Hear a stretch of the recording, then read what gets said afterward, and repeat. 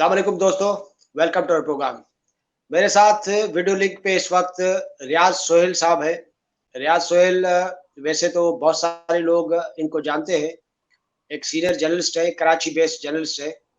लेकिन हम अपने नए दोस्तों के लिए ज़रूर बता दें कि रियाज सोहेल बीबीसी से इनका ताल्लुक है और इनका जो ताल्लुक है वो सिंध के शहरा थर से है और आज इनसे थर के सिलसिले में ही बात होगी।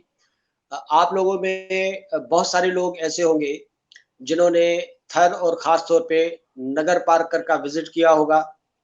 सिंध की एक बहुत बड़ी आबादी जो है वो बारिशों के बाद नगर पार्कर के का रुख करती है। उसका रीज़न ये है कि नगर पार्कर बारिशों के बाद जो है वो एक जन्नत का टुकड़ा हो जाता है और जो लोग नगर पार्कर नहीं गए हैं वो यकीनन सोशल मीडिया के थ्रू और ऑनलाइन जो दूसरे सोर्सेज हैं उसके थ्रू नगर पार्कर का वो मंजर ज़रूर देखते होंगे और उसके बाद उनका दिल ज़रूर चाहता होगा कि इस थर का ज़रूर विजिट हो। इस नगर पार्कर में कारूंझर जो है वो एक पहाड़ी सिलसिला है छोटा सा और कारूंझर एक ऐसा सिलसिला है, उसके पहाड़ कुछ ऐसे हैं कि जो लोग देखते हैं उनका उस कारूंझर के साथ एक इश्क और मोहब्बत का रिश्ता जो है वो जुड़ जाता है। आजकल कारूंझर जो है वो लोग कहते हैं कि खतरे में है। उसकी वजह ये है कि हुकूमत जो है वो वहाँ पे माइनिंग का एक प्लान बना के बैठी है।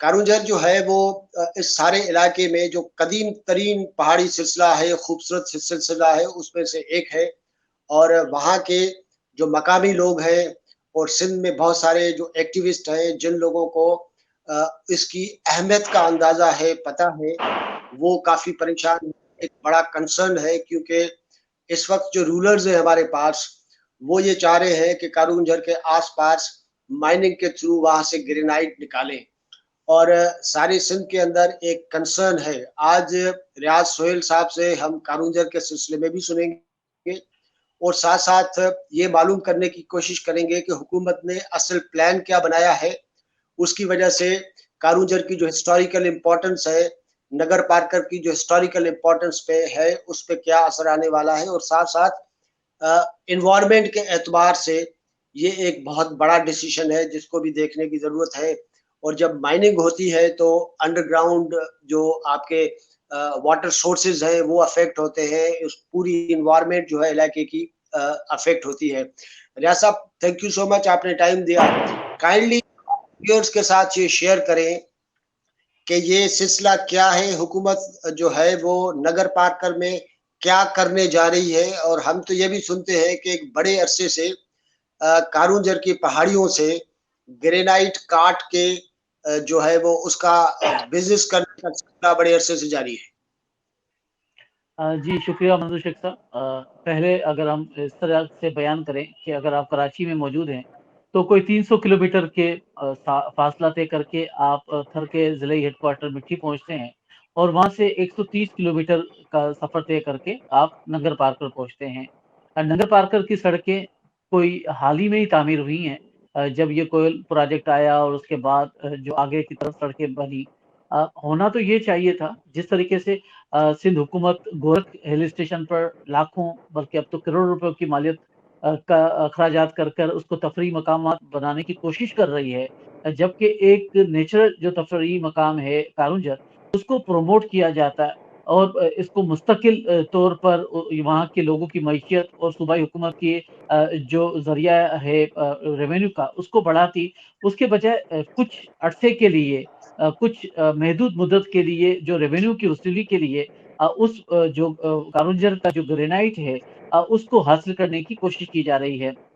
ग्रेनाइट हासिल करने की जो कोशिशें हैं या लीजें हैं काफ़ी अरसे से जारी हैं, मगर उस पर मकामी तौर पर मज़ाहमत की गई और जो आजकल आपने देखा होगा चीफ मिनिस्टर के सीएम है वीर जी कोहली, वो खुद इस मज़ाहमत का हिस्सा रहे हैं और वहाँ कारूंझर के आस-पास कोली कम्युनिटी की बड़ी आबादी है। उसके अलावा ठाकुर कम्युनिटी है, खोसा कम्युनिटी है, ये जो मकामी एक जो कम्युनिटीज़ हैं सदियों से वहाँ पे रहती हैं। ग्रेनाइट वो पत्थर है जब उसके ऊपर रोशनी पड़ती है सुबह को तो वो सुर्ख होता है जैसे जैसे सूरज गुरूब होता जाता है वो सुरमई, इस तरीके से वो 3 रंग चेंज करता है।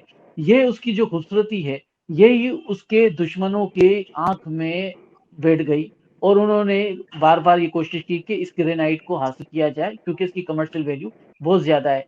आजकल नेचुरल जो ब्यूटी है, उसको दुनिया पूरी महफूज़ रखकर उसकी रेप्लिका की तरफ जा रही है, मगर हम उसकी नेचुरल ब्यूटी को खींच रहे हैं या उसको वहाँ से तोड़ रहे हैं। जो कारुंजर है, ये भी समझने की ज़रूरत है कि कोई वही खीर रेंज नहीं है, जो कई किलोमीटर तक फैली हुई है। कारुंजर एक मखसूस एरिया में एक पहाड़ है। अगर आप इसको इस तरीके से भी देखें कि सिंध में अगर अंग्रेज़ों के साथ 2 लड़ाइयाँ लड़ी गई, एक मियानी में लड़ी गई और एक जो है नंगर पारकर में लड़ी गई थी, जहाँ पर जो कोली कम्युनिटी और जो वहाँ के उन दिनों के राणा थे, ठाकुर कम्युनिटी ने मिलकर अंग्रेज़ों के साथ लड़ी। यहाँ पर अगर नेपियर का नाम आता है तो वहाँ पे जनरल तरवट का नाम आता है।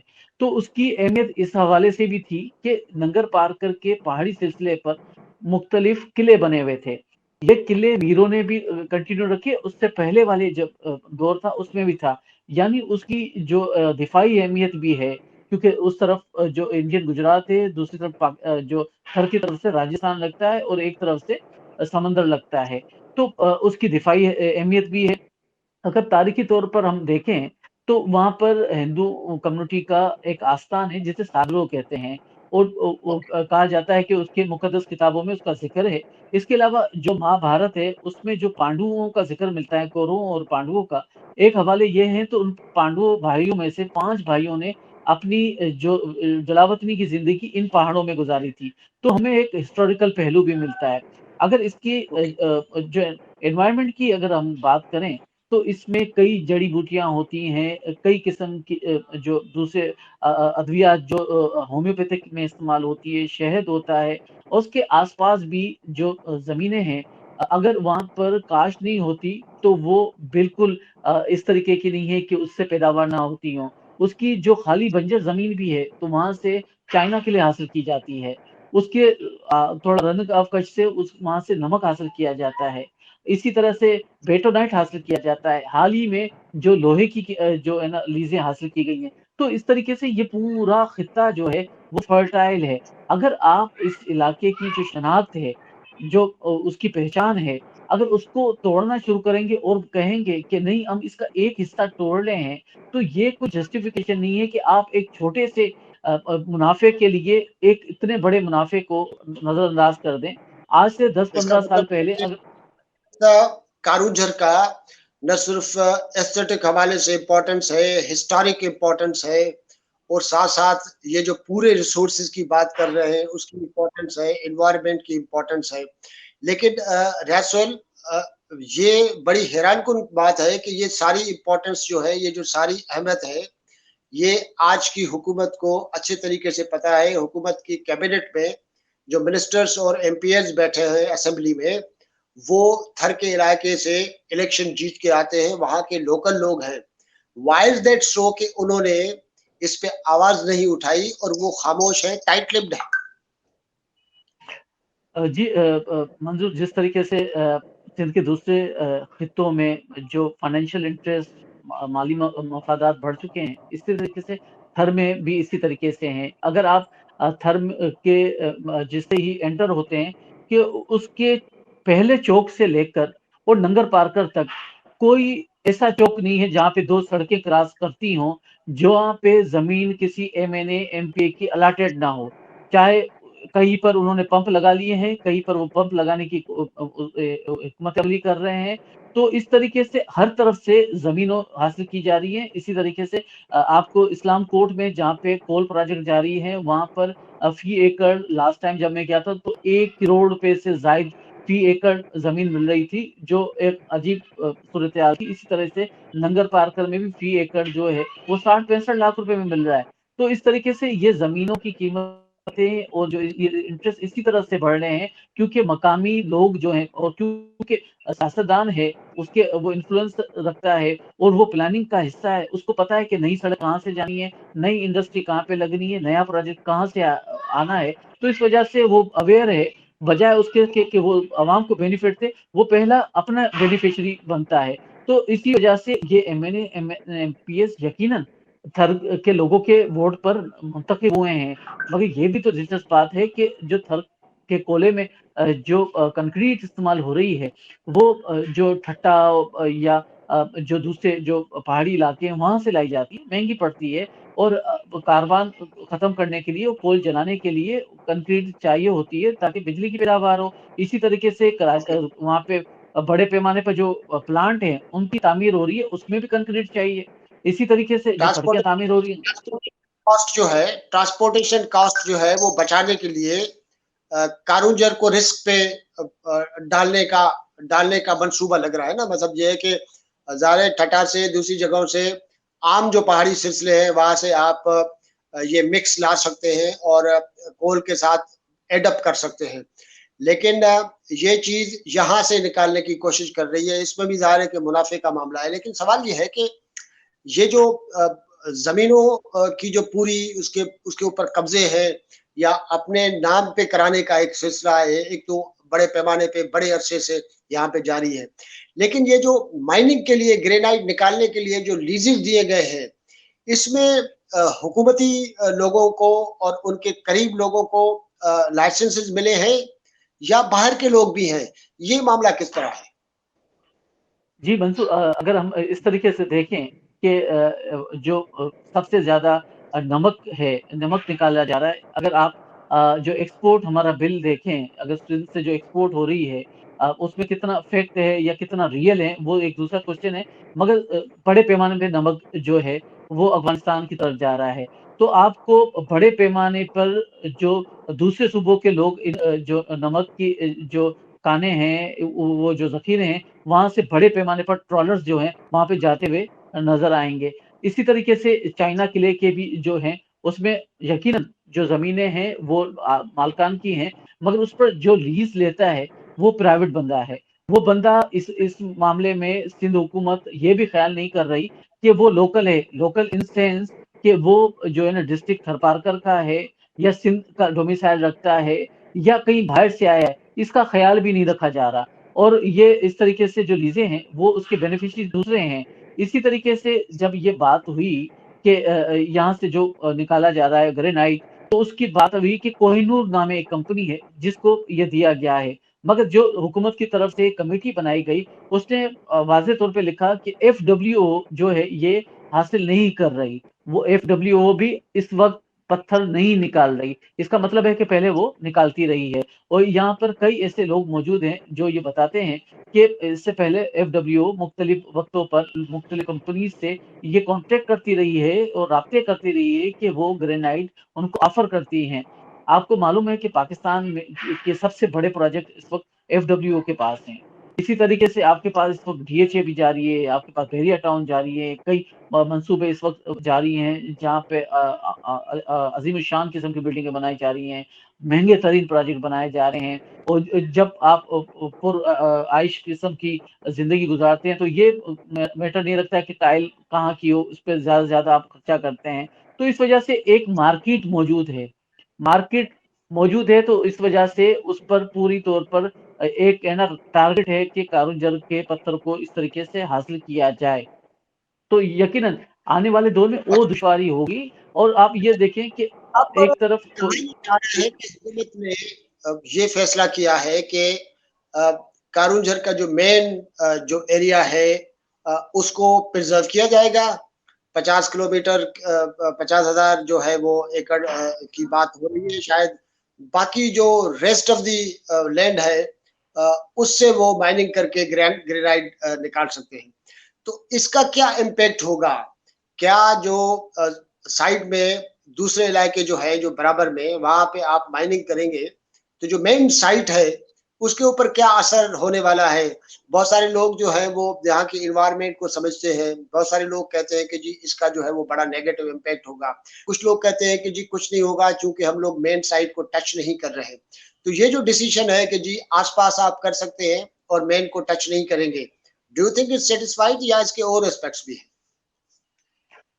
मंसूर अगर कोई जियोलॉजी को समझता है तो उसको ये भी मालूम होना चाहिए कि जो लंगर पार्कर है वो फॉल्ट लाइन पर है। और वहाँ पर जो तरीक़ा तामीर है, उसमें वो लोकल मेड एक जो है ईंटें इस्तेमाल की जाती हैं, वो अंग्रेज़ ज़माने से इस्तेमाल की जाती हैं, जो नॉर्मली मुख्तलिफ़ बैरक्स में हमें नज़र आती हैं।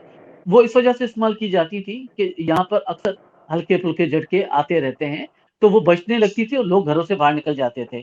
तो ओके। अगर आपको रन ऑफ जो भुज में जो ज़लज़ला आया था गुजरात से और बड़े पैमाने पर वहाँ पे तबाही हुई थी वो यही यही 2000 उस फ़ॉल्ट लाइन जी, ये ये ये फ़ॉल्ट लाइन भी थी। जी, और यहाँ पर उसके असरात आए थे काफ़ी यही फ़ॉल्ट अंडरग्राउंड लाइन पा है, आपकी बात सही है, बिल्कुल। तो हाँ, उन दिनों में काफ़ी पानी की जो अंडरलाइन जो रुख हैं वो तब्दील हो गए थे। लोगों को अभी तक याद है कि वहाँ पे पुराने टेम्पल्स इसी वजह से मुतासिर हुए थे, लोगों के घरों में जो पड़ गए थे। जब आप वहाँ पर ब्लास्ट करेंगे, ये ज़ाहिर है यकीनन पत्थर निकालने के लिए आप ब्लास्ट करेंगे, हेवी मशीनरी यूज़ करेंगे, तो आप जोल्ट करेंगे, उसको हिलाएँगे पहाड़ को। तो पहाड़ को हिलाएँगे तो आपका क्या ख़्याल है कि वो फ़ॉल्ट लाइन हिलेगी नहीं। ये तो बड़ा नॉन टेक्निकल किस्म का एक सिनेरियो बताया जा रहा है कि बस वो बाकी एरिया जो है ना महफूज़ है। ओके। यानी इसमें अगर इंजीनियरिंग क्या और दूसरा ना इंजीनियरिंग स्टडी कराई गई है, ना ज्योग्राफिकल स्टडी कराई गई है, ना जियोलॉजिकल स्टडी कराई गई है, किसी किस्म की स्टडी नहीं कराई गई। यानी उसको हुँ, समझा ही नहीं जा रहा कि अगर हम एक बात कर रहे हैं, उसके पीछे एक जस्टिफिकेशन हो। हालाँकि थर के कोले के पर बड़ी जाली किस्म की जो है ना स्टडीज़ कराकर उनको दिया गया है, मगर ये यहाँ पर तो किसी किस्म की जाली स्टडी भी नहीं यहाँ कराई पे गई कुछ है। नहीं हुआ। अच्छा लास्टली रियाज़ ये बताइएगा कि लोकली इस पे रद्द-ए-अमल क्या है? मकामी तंज़ीमें, पॉलिटिकल पार्टीज़ क्या कह रही हैं? क्या इस पे एहतजाज का कोई सिलसिला शुरू होने वाला है? क्या होने जा रहा है? इस पे रद्द-ए-अमल क्या है? जी, इस पर जो नौजवान हैं, बड़े अरसे से इस सेव कारंजल के नाम से सोशल मीडिया पर कैम्पेन कर रहे हैं और इस वक़्त ये सिलसिला जारी है। बल्कि 7 तारीख को जो है ना कॉल दी गई है कि कारंजल पे लोग आके जो गार्बेज फेंकते हैं या गंद करते हैं, उसको महफूज़ रखने के लिए कैम्पेन अवेयरनेस की जो मुहिम चलाई जाए, ताकि ये महफूज़ रखा जाए। एक तरफ तो आपको याद है कि सिंध गवर्नमेंट ने अ, डैम बनाए हैं कारंजल की सराउंडिंग में। 1-2 गेस्ट हाउस उसके लिए बनाए हैं। मगर साथ में ये भी याद रहना चाहिए कि उसकी खूबसूरती वो पूरे पहाड़ में है। ये इस तरीके से नहीं कि एक कोने को छोड़ के दूसरे कोने पे आ जाएँ, एक कोने को एक तरफ ये भी मुतालबा किया जा रहा था कि नेशनल पार्क करार दिया जाए। नेशनल पार्क करार दिया जाए क्योंकि यहाँ पर वाइल्ड लाइफ मौजूद है। वाइल्ड लाइफ इस वजह से ही मौजूद है कि पहाड़ बड़ा फैला हुआ है। यहाँ पर थरी में कई ऐसे शेर हैं कि कारंजर में एक अ, धमाका हुआ और मोर का दिल फट गया और वो मर गया। तो जो इंसानों के अलावा उस मोर का भी ख़्याल रखें, जो सिर्फ़ नापेद हो गया, सिर्फ़ इन्हीं इलाकों में मौजूद है। उसको और जो थल से मोहब्बत करते हैं, जो कारंजर से मोहब्बत करते हैं, उनके दिल की सुनें और आप सिर्फ़ अब उसकी ना सुनें कि आपके पास इससे रेवेन्यू कितना आएगा। आप जो आपकी ये भी होनी चाहिए कि ये लोग जो आज बेनिफिशियरी हो रहे हैं यहाँ पे तफ़रीह मकाम बनने से और मुस्तकबिल में आपके 10,000 10 लाख करोड़ से ज़्यादा वो कमाएँगे जब आस्ते-आस्ते दरअसल, उस पर भी देखें। दरअसल। न सिर्फ इंसान का बल्कि मोर का दिल भी देखने की ज़रूरत है। रियाज़ सोहेल आपकी बड़ी मेहरबानी।